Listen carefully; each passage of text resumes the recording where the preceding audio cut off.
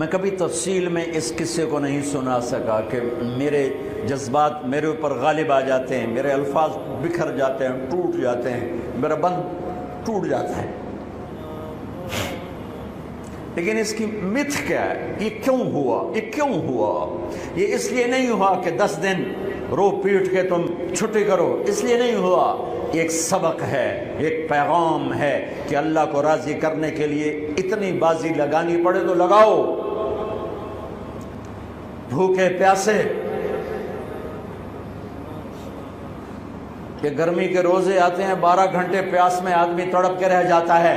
تمہیں خبر ہے میرے نبی کی اولاد 72 گھنٹے پیاسے،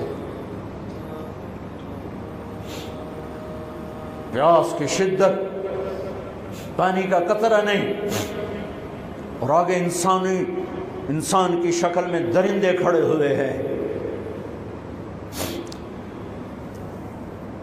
جب سارے جان نثار شہید ہو گئے، تھوڑا سا سنا بھی دیتا ہوں، جب سارے جان نثار شہید ہو گئے تو پیچھے اہل البیت رہ گئے۔ اہل البیت، سب سے پہلے شہید کا نام بتاتا ہوں، مسلم بن اوسج، جو امام صاحب کے، امام علی مقام کے قافلے میں جو پہلے شہید ہیں، مسلم بن اوسج۔ اور ان کی طرف سے جو 2 پہلے قتل ہوئے، سالم اور یسار، اور ان کو قتل کرنے والے تھے عبید اللہ بن عمیر الکلبی۔ ایک ابن زیاد کا غلام تھا، ایک ربیعہ بن زیاد کا غلام تھا۔ وہ دونوں نکلے تو اس کے مقابلے کے لیے بربر بن خدیر اور حبیب بن مطاہر نکلے حسین علی مقام کے لشکر سے۔ تو عمیر بن وہب کلبی وہ کوفے سے اٹھ کے آئے تھے، کوفے سے بیوی سمیت آئے تھے، بیوی کا نام ام وہب، حبشی تھے۔ کہنے لگے مجھے اپنے اوپر قربان ہونے تھے، میں اکیلا ان دونوں کو کافی، ان دونوں کو ہٹا دے۔ اور ننگے بدن تھے، ننگے بدن، جسم پہ کچھ نہیں۔ کہا میں تو مرنے ہوں، میں کیوں زیرہ پاما جو میں جیونا ہے، میں تو مرنا ہے۔ ننگے بدن تھے۔ تو ان کی بیوی نے کہا ان کو جانے دیں، ہم دونوں نے آپ پر قربان ہونے کی نیت کی ہوئی۔ ہم نے کہا اچھا اللہ تجھے جزا خیر دے، جاؤ۔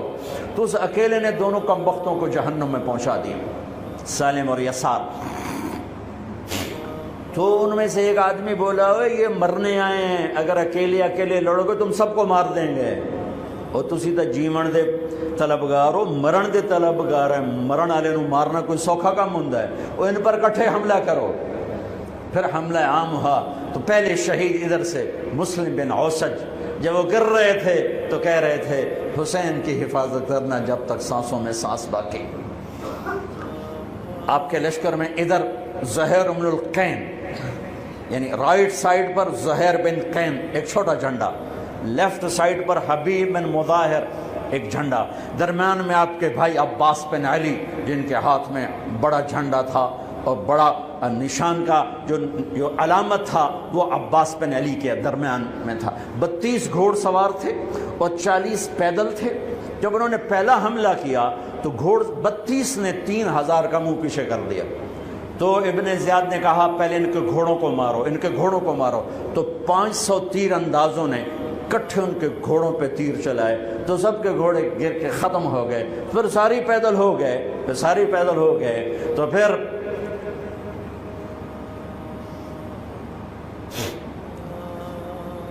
میں اٹک جاتا ہوں، اس لیے پھر میں آخر میں بیچ میں زہیر کی شہادت سنا دوں۔ زہیر بن القین، جب نماز کا وقت آیا، ظہر کا وقت داخل ہوا، تو آپ نے اشارہ کیا زہیر یہ شمر سے کہو نماز پڑھنے دے۔ ہاں، اگر 1439 سال میں نماز کی معافی ہوتی تو اہل کربلا کو ہوتی، لیکن حسین نے سجدے میں سر رکھ کے بتلایا کہ نماز نہیں چھوٹ سکتی، سر کٹ سکتے ہیں۔ تو انہوں نے آگے ہو کر کہا کہ بھائی نماز کے لیے جنگ روکو۔ تو کوفی لشکر کا ایک سردار تھا حسین بن نمیر، اس نے کہا تمہاری تو نماز قبول ہی نہیں ہوتی۔ تو انہوں نے کہا لعنت تجھ پر، تیری نسلوں پر، جس گھر کی تو فعل نماز ملی انہی کی نہیں ہوتی اور تمہاری ہوتی ہے. تو واپس آ کر کہنے لگا کہ وہ نماز کی اجازت نہیں دے رہے. فرمایا نماز تو نہیں چھوٹے گی نا. یہ فیصل آباد والوں کو نہیں، 7 بر اعظم کے ایمان والوں کو پیغام ہے کہ زیر خنجر بھی یہ پیغام سنایا ہم نے. نماز نہیں چھوٹ سکتی، نماز نہیں چھوٹ سکتی. اللہ کی قسم کوئی مسئلہ نہیں تھا اگر یہ چھوڑ دیتے. جنگ سے پہلے آنکھ لگ گئی، آنکھ کھلی تو ہنس پڑے. بہن نے پوچھا ایک ایڑا ہاسے دا ویلا ہے، موت سر تے کھلوتی ہے. فرمایا بہن ابھی اللہ کے نبی کو خواب میں دیکھا ہے، کہہ رہے ہیں بیٹا میں لینے کے لیے آ چکا ہوں. موجوں ہو گئی، لینے کے لیے آ چکا ہوں. چھوڑ دیتے تو پھر گلستان کالونی والوں کو بھی گنجائش مل جاتی، چھٹی جا سکتی ہے. 6 بر اعظم کے انسانوں کو پیغام دیا کہ ٹکڑے ٹکڑے ہو جاؤ، نماز نہیں چھوٹ سکتی. فرمایا آدھے نماز پڑھو آدھے جنگ کرو، صلاۃ خوف. آدھوں نے نماز پڑھی آدھوں نے جنگ کی. 15-20 تو پہلے شہید ہو چکے تھے. پھر آدھوں جنہوں نے نماز پڑھی تھی انہوں نے جنگ کی اور دوسروں نے جا کے نماز ادا کی. اصل سے پہلے سب. جب زہیر گرنے لگے تو انہوں نے حضرت حسین کے کندھے پر یوں ہاتھ مارا. گرتے گرتے اقبل ہدیت ہادیا مہدیا اليوم تلقى جدك النبي حسنا والمرتضى عليا والشهيد الجعفر الكمية واسد الله المحيا. ہاں آگے بڑھ، تیرے لیے تیرا نانا پھولوں کے ہار لے کے کھڑا ہوا. آگے بڑھ، آج تیری ملاقات کا دن ہے. آج تو اپنے بھائی حسن سے ملے گا، باپ علی سے ملے گا، چچا جعفر سے ملے گا، اسد اللہ حمزہ سے آج تیری ملاقات ہے. ان اشعار کے ساتھ آپ نے جان اپنے اللہ کو سپرد فرمائی. جب سارے جان نثار ختم ہو گئے اب اہل البیت کی باری آئی. تو سب سے پہلے آپ کے بیٹے علی الاکبر نے تلوار اٹھائی گا. ابا جان آپ سے پہلے مرنا چاہتا ہوں، آپ کو مرتا نہیں دیکھ سکتا، آپ سے پہلے مرنا چاہتا ہوں، مجھے اجازت دیجیے. ہم نے کہا بڑھو اللہ کے نام پر، جا ملو اپنے اجداد کے ساتھ. تو بڑے حسین تھے علی الاکبر. جس طرف گئے وہ آگے آگے، کوفی آگے آگے، یہ پیچھے پیچھے. تو 1 اور 3,000 کیا مقابلہ تھا. آخر خاک و خون میں لوٹائے گئے، تڑپ کے گرے. تو پھر حسن کے بیٹے قاسم کا چچا، میں نہیں جانا، اس قافلے میں، اس حسینی قافلے میں اہل البیت وہ 17 قتل ہوئے. ان میں سب سے حسین قاسم تھے، قاسم بن حسن. قاسم بن حسن جب ان پر تلوار کا وار پڑا تو ان کا ہاتھ کٹا اور نیچے گرے. تو انہوں نے کہا یا اماں، ہائے چچا. تو حضرت حسین زخموں سے چور ہو چکے تھے، لیکن جس سے بجھتی شمع بھڑکتی ہے، اب زخمی شیر کی طرح لپکے اور کائی کی طرح مجمع کو چیرا. جب وہاں پہنچے تو وہ ایڑیاں رگڑ رہے تھے اور خاک و خون میں لت پت تھے. تو اٹھا کے سینے سے لگایا. ان کی آخری ہچکیاں ان کے سینے پہ ختم ہوئیں. کہنے لگے بھتیجے آج تیرا چچا بڑا بے بس ہے، آج وہ تیری مدد کو نہیں آ سکتا ہے، لیکن ایک دن آنے والا ہے جب تیرے نانے کی عدالت میں فیصلہ ہوگا. پھر ان کی لاش کو اٹھایا.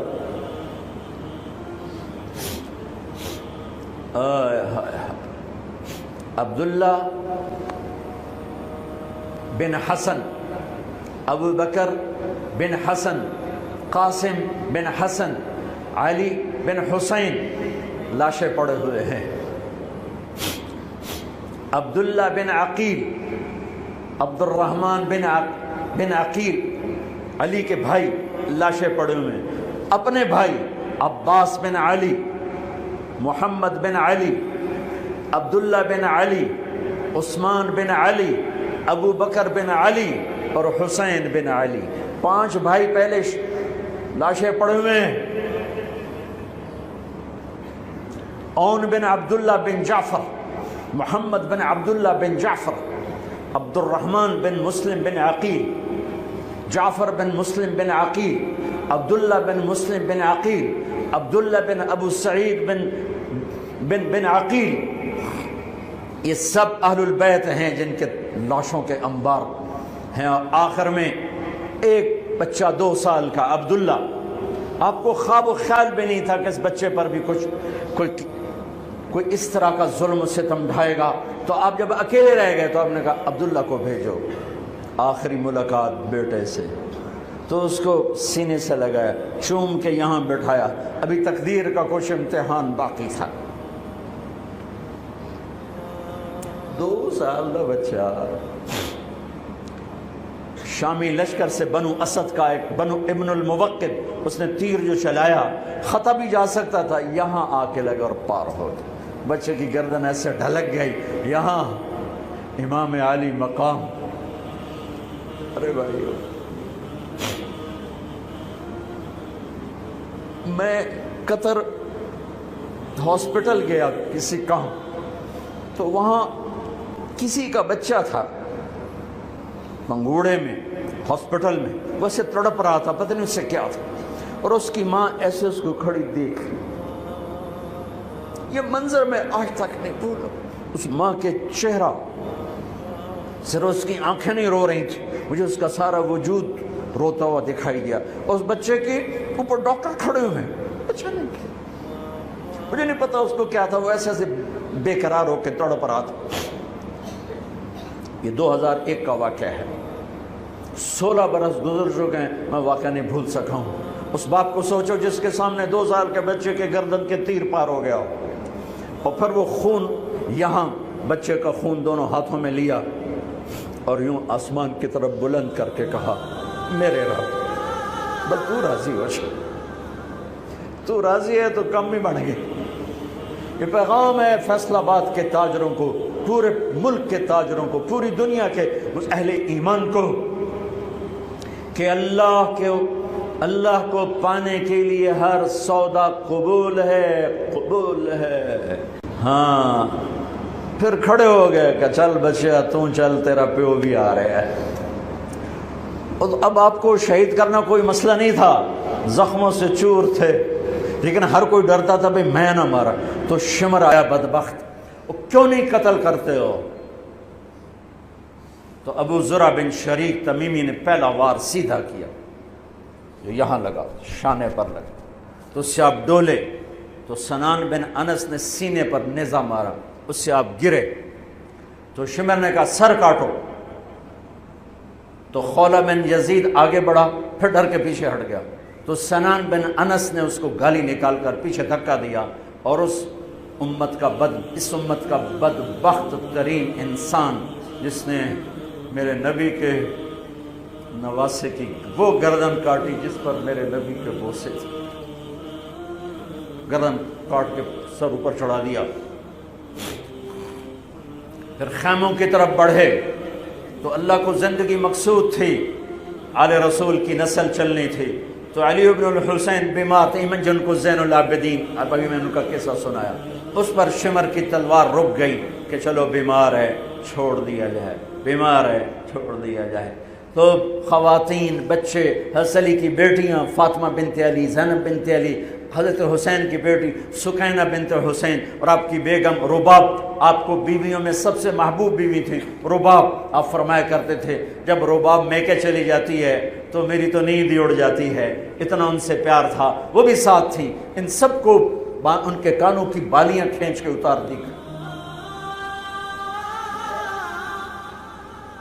پھر ابن سعد نے کہا 10 گھوڑ سوار آؤ، انہوں حسین کے جسم پہ گھوڑے دوڑا دیے، ادھر سے ادھر سے ادھر سے۔ جب قافلے کو گھسیٹ کے باہر لائے، لے جانے لگے، تو حضرت زینب نے دیکھا 72 سر نیزوں پہ چڑھے ہوئے تھے، سب سے معصوم سر عبداللہ بن حسین، وہ بھی نیزے پہ چڑھا ہوا تھا۔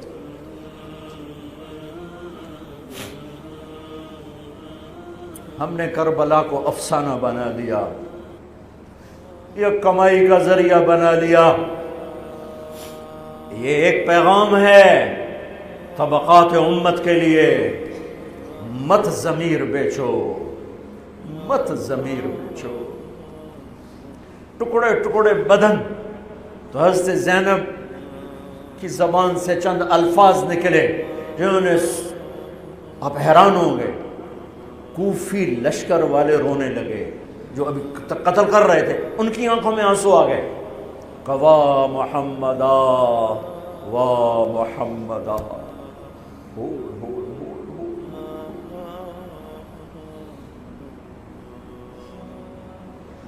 اے محمد مصطفیٰ، اے محمد مصطفیٰ، هذا حسین بالعراء مزمل الدماء مقطع الاعضاء، وا محمدا وا محمدا، اے محمد مصطفیٰ، اے محمد مصطفیٰ، بناتک السبایا ذریتک مقتلہ تصفی علیہا الریاح۔ آج حسین کی بارات ہے محمد مصطفیٰ، آج تیرے نواسے کی بارات ہے، آج اس نے اپنی بوٹیوں کا ہار گلے میں ڈالا ہے، اپنے خون کے قطروں سے بنا ہوا لباس پہنا ہے، آج وہ سرخ جوڑے میں بڑا حسین نظر آ رہا، آج وہ سرخ جوڑے میں بہت پیارا لگ رہا، اس کا جسم بکھرا ہوا ہے، اس کی بوٹیاں بکھر گئیں، اس کے بدن کے ٹکڑے ٹکڑے ہو گئے، آج اس کا لاشا پڑا ہے۔ یا ہے محمد مصطفیٰ، آج آپ کی بیٹیاں قید میں ہیں، آپ کی اولاد ذبح ہو چکی ہے، ان پر کفن ڈالنے کی اجازت نہیں دی تھی ان بدبختوں نے، تو تصفی علیہ الریاح، کوفے والوں نے کفن بھی نہیں دینے دیا، تو ہم ہوا نے مٹی اڑا کر آپ کی اولاد کو مٹی کا کفن پہنا دیا ہے۔ ہاں، یہ کٹا ہوا سر پھر صرف حسین کا ابن زیاد کے سامنے پیش کیا گیا، تو اس نے منہ پہ چھڑی ماری، پھر چھڑی ماری، پھر کہنے لگا میں نے ایسا حسن نہیں دیکھا کہ مر کے بھی چہرہ مسکراتا چمکتا ہو۔ تو حضرت انس نے کھڑے ہو کر کہا، او ظالم، یہ چھڑی یہاں سے ہٹا، نہ کر، میں نے ان ہونٹوں پہ اللہ کے نبی کے ہونٹوں کو لگتے دیکھا ہوا ہے، نہ کر۔ کہنے لگا تو بوڑھا نہ ہوتا تو میں تیری گردن اڑا دیتا، تیری عقل خراب ہو گئی ہے۔ تو میں میری نہیں، تیری عقل بگڑی ہے، آنے والے دن تو دیکھے گا تیرے ساتھ کیا ہوگا۔ پھر یہی سر یزید کے سامنے رکھا گیا، اس نے منہ پہ چھڑی ماری، تو زید ابن ارقم کھڑے ہو گئے، کہنے لگے نہ کر، میں نے ان ہونٹوں پہ نبی کے ہونٹوں کو لگتے دیکھا ہوا۔ میرے بھائیو، نماز کا وقت قریب ہو گیا، بلکہ میں نے زیادہ وقت لے لیا ہے، میں کسی کی تفصیل تو زندگی بھر کبھی نہیں سنا سکا، اشارے کر دیتا ہوں، پڑھو اس کو، پڑھو، خود پڑھو، پیغام لو، پیغام لو۔ ہے ظلم کا ساتھ نہیں دیا، جھوٹ کا ساتھ نہیں دیا، ذبح ہو گئے نسل سمیت، بچوں سمیت۔ پوری دنیا کے تجار کو پیغام ہے، جھوٹ سے بچ، خیانت سے بچ، سارے دفتر والوں کو پیغام ہے، رشوت سے بچو، رشوت سے بچو، ظلم و ستم ڈھانے سے بچو۔ ساری دنیا کے میرے ملک کا ایک ایک طبقہ ضمیر بیچ کے سویا ہوا ہے، جہاں انصاف دینے والے بک جائیں، جہاں جج کے قلم کی قیمت لگے، جہاں جس دیش کے جج کو خریدا جا سکتا، جس کے قلم کو خریدا جا سکے، جس دیش کے وکیل کو خریدا جا سکے، جس دیش میں جھوٹے مقدموں کی بھرمار ہو، جس دیش کا ڈاکٹر مریض کو مریض نہ سمجھے گاہک سمجھے اور مرتے کی کھال اتارے، مرتے ہوئے کی کھال اتارے، جس دیش کا وکیل خود ایک مافیا گروپ بن چکا ہو، جس دیش کا، میں وکیلوں کا رونا کیا روں، میں ججوں کا رونا کیا روں، میرے دیش کا تو ریڑھی والا بھی ظالم ہے، مزدور بھی ظالم ہے، غریب بھی ظالم ہے، مالدار بھی ظالم ہے، ظلم کے اندھیروں میں دیش ڈوبا ہوا ہے۔ میرے بھائیو، ہمارا نیا سال شروع ہو چکا ہے اور ہم توبہ کریں اللہ کی بارگاہ میں۔ میرے بھائیو، میں بہت دہراتا ہوں اس بات کو، جس فرد میں، جس قوم میں، جس دیش میں، جس خاندان میں، جس معاشرے میں ظلم ہوگا، جھوٹ ہوگا، دھوکہ ہوگا، وہ تباہ ہو جائیں گے، چاہے مسلمان ہیں چاہے کافر ہیں۔ جس دیش میں، جس قوم میں، جس ملک میں، جس معاشرے میں، جس فرد میں سچائی ہوگی، انصاف ہوگا، دیانتداری ہوگی، اللہ ان کی حفاظت کرے گا، عزت دے گا، چاہے مسلمان ہیں چاہے کافر ہیں۔ دنیا کی عزت ضرور ملے گی، کفر کے ساتھ ملے گی، کہ سچائی، دیانتداری، عدل و انصاف پر اللہ سایہ کر دیتا ہے، چاہے کفر ہے چاہے اسلام ہے، موت تک۔ کافر ہے تو موت تک، موت کے بعد ایمان کا فیصلہ ہے، لیکن اگر ایمان ہے تو یہ جہان بھی بن گیا، وہ جہان بھی بن گیا۔ یہی فیصلہ بات کی بات ہے۔ میں صبح نکلا، سیر کر کے واپس آ رہا تھا، مجھے دور سے ایک ریڑھی والا نظر آیا، سفید داڑھی پگڑی، تو مجھے بڑا اچھا لگا کہ عام طور پہ ریڑھی والوں کا یہ حلیہ نہیں ہوتا ہے، تو لہٰذا دور سے میری نظروں میں جچ گیا۔ جب میں قریب سے گزرا تو میں نے پھر اس کو ایسے دیکھا، تو میں نے دیکھا وہ رو رہا تھا، ایسے خاموش آنسو، ساز خاموش ہیں فریاد سے معمور ہیں ہم، اور ایک ہاتھ ریڑھی پر تھا، ایک ہاتھ پیٹی پر تھا، جو کوئی پیٹی لایا تھا، اور ایسے رو رہا تھا، ایسے رو رہا تھا۔ تو میں رک گیا، میں نے کہا بزرگو خیریت تو ہے، آپ کیوں رو رہے ہیں؟ تو اس نے مجھے کوئی جواب نہیں دیا، اس نے پیٹی ایسے اٹھا دی میرے آگے، تو وہ پیٹی سیب کی تھی، اس کے اوپر سیب ٹھیک تھے، نیچے سارے گلے ہوئے سیب تھے، تو سارے سیب ایسے بکھر گئے۔ یہ پیٹی میں سیب بھرنے والا نہ تو وکیل ہے، نہ تو ڈاکٹر ہے، نہ تو بھوانے بازار کا تاجر ہے، نہ وہ سیشن کورٹ کا جج ہے، نہ وہ کوئی ڈی سی او ہے، نہ وہ کوئی تحصیلدار ہے، وہ مزدور ہے، غریب آدمی ہے۔ غریب کا ظلم بتا رہا ہوں۔ تو جب سیب بکھرے تو میں اس کو دیکھوں، سیبوں کو دیکھوں، مجھ سے کہنے لگا، کوئی اردو سپیکنگ تھا، پنجابی نہیں تھا، اردو سے کہنے لگا، بیٹا میں بہت غریب، اس کی بہت، اور جب اس نے زور ڈالا نا، میں بہت غریب، انہیں ایسے لگا مجھے کسی نے چھری سے میرا کلیجہ چیر کے رکھا، میرے آنسو نکل پڑے، میں اب رو رہا ہوں۔ اس واقعے کو 30 سال گزر چکے۔ بیٹا میں بہت غریب ہوں، صبح منڈی جاتا ہوں، ایک پیٹی لاتا ہوں، شام تک بک جاتی ہے، بچوں کے لیے تازہ آٹا لے کے جاتا ہوں، آج کسی نے میرے بچوں کی روٹی مجھ سے چھین، آج کسی نے میرے بچوں کی روٹی مجھ سے چھین۔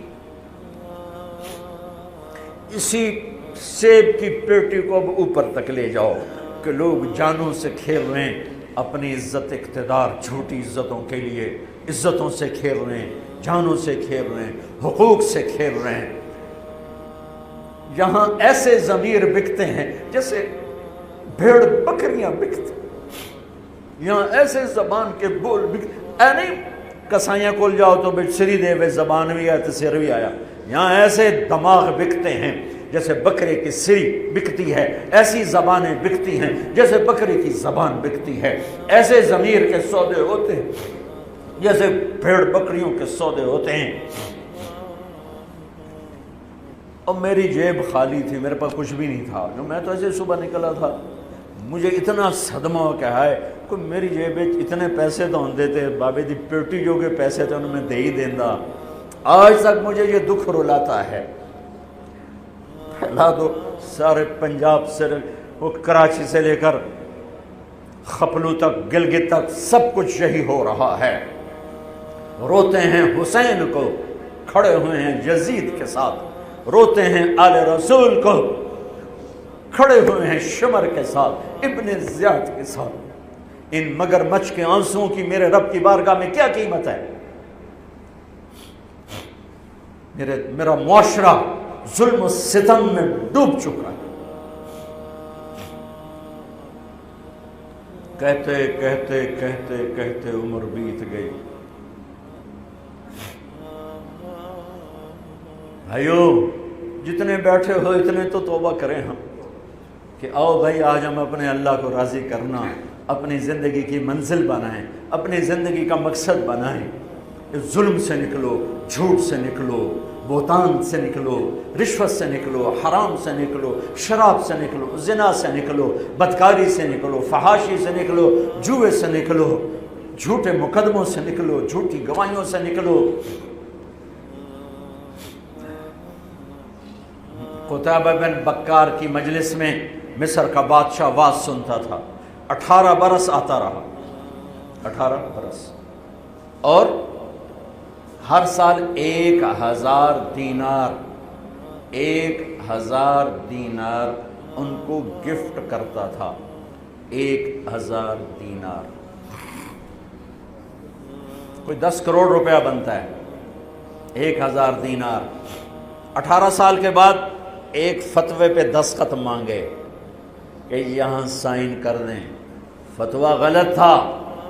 انہوں نے کہا مولوی نو 18,000 دینار دیتے کیوں نہیں کرے گا؟ انہوں نے فرمایا یہ تو شرعاً خلاف ہے، میں کیسے دستخط کروں؟ وہ کہنے لگا کرنے پڑیں گے۔ کہا میرا ضمیر نہیں تم ایسے خرید سکتے، میں نہیں کروں گا۔ کہنے لگا میرے 18,000 دینار واپس کر۔ 18,000 دینار اربوں روپیہ بن چکا ہے۔ انہوں نے کہا مولوی بھکھا ساڈا کھاوے تے ساڈے اگوں سر چاوے۔ کہنے گے ٹھیک ہے، گھر گئے، 18 تھیلیاں 1000 دینار کی، ان کے رسی بھی گرا بھی نہیں کھولی تھی، گرا پہ سرکاری مہر ہوتی ہے، وہ مہر بھی نہیں ٹوٹی ہوئی تھی، جیسی تھی ویسی لا کر اس کے سامنے رکھ کے کہا تو میرے ایمان دا مول اتنا ہی لایا اے 18,000، نکل جا میری مجلس سے جو کم وقت، تو نے مجھے 18,000 میں خریدنا چاہا، تو نے میرے ایمان کی قیمت یہ لگائی تھی۔ جیسے وہ پڑا تھا اس کے منہ پہ مار دیا۔ بھائیو ایسا اللہ سے ایمان مانگو، ضمیر مانگو جو اللہ پہ تو قربان ہو، لیکن ان سکوں پر نہ بک جائے، ان ٹھیکروں پر نہ بک جائے۔ نیت کرتے ہو سارے؟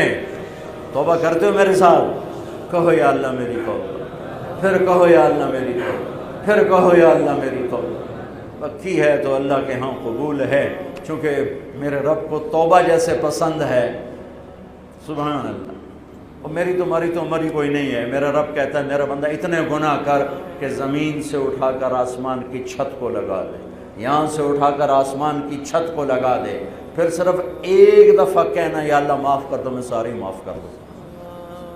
ہمارے گناہوں کی تو حیثیت ہے کوئی۔